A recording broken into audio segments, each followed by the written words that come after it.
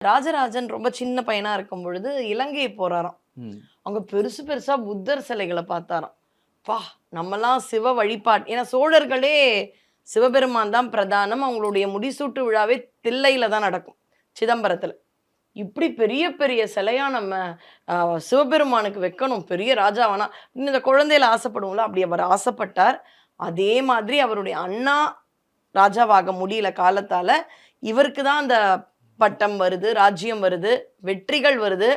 அதெல்லாம் முடிச்சுட்டு ஒரு விஆர்எஸ் வாங்கிட்டு ராஜராஜ சோழன் பெரிய கோயில், பெரிய நந்தி, பெரிய லிங்கம் அப்படின்றத பண்றார். இது மாதிரி ராஜாவா இருக்கணும்னு தான் இல்ல. இப்போ முருகன கொண்டாடுறவங்க திருப்பி நம்ம என்னங்க முருகனுக்கு பண்ணிட முடியும்? சொல்லுங்களேன். நாவுக்கரசர் ஒரு பதிகம் பாடுறாரு. நாவுக்கரசர்னா சிவபக்தர். ம். சிவன் தான் அவருக்கு எஜமானன். இவர் வந்து வேலைக்காரர் மாரி, தாசபக்தின்னு பேரு. ஆமா. ஆனா சின்ன எஜமான் யாருன்னா முருகன். ம். அந்த காலத்துல இருக்கக்கூடிய ஒரு வீட்ல வேலை பண்றவங்கலாம் அந்த சின்னவர வளர்த்துருப்பாங்க. சின்னவருன்னுவாங்க, நம்ம பிள்ளைன்னுவாங்க. பெரியவர்கிட்ட மரியாதை இருக்கும். ஆனா அந்த பையங்க கிட்ட எப்பவுமே ஒரு ஆசை இருக்கும். ஏன்னா இவங்க தோள்ல போட்டு வளர்த்தவங்களா தான் இருந்திருப்பாங்க. அது மாதிரி நாவுக்கரசர் ஒரு பதிகம் பாடுறாரு. நம் கடம்பனை பெற்றவள் பங்கினன் தென்கடம்பை திருக்கர கோயிலான் தன் கடன் ஆடியேனையும் தாங்குதல் என் கடன் பணி செய்து கிடப்பதே. முருகா, நீ என்ன பார்த்துக்கோ, நான் உன்னை பார்த்துக்கிறேன். என்னால முருகனை பார்த்துக்க முடியுமா? ஆனா அது ஒரு ஆசையா நான் சொல்றதுதான்.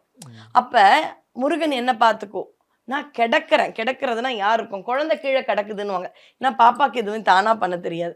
அது மாதிரி நான் கிடப்பேன் பாப்பா மாதிரி. நீ தான் முருகா என்னை பார்த்துக்கணும் அப்படின்னு நிறைய பேர் இன்னைக்கு இந்த கலியுகத்துல முருகர் யுகத்துல இருக்காங்க. அப்ப அவங்களுக்கு என்ன பண்ண முடியும் அப்படின்னும் பொழுது ஒருத்தரும் மனசுக்குள்ள ஒரு ராஜா. நான் பெருசா முருகனை வச்சு அழகு பார்க்கறேன்.